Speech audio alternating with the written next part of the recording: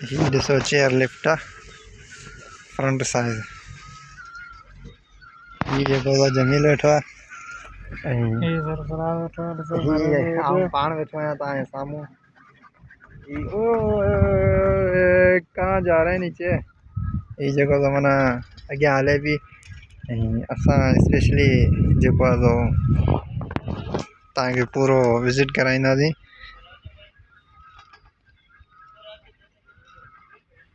हा कितनी मतलब सुकून से जा रही है, कोई मतलब टेंशन नहीं है।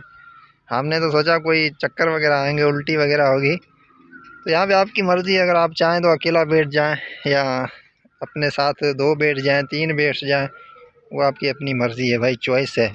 तो हम तो दोनों साथ बैठ गए हैं, सब लोग तकरीबन 2-2 ही बैठे हैं। कोई कोई है बेचारा जो अकेला, लेकिन यहाँ से आप पूरी जो लिफ्ट को देख सकते हैं, इंजॉय कर सकते हैं और मज़ीद जो है वो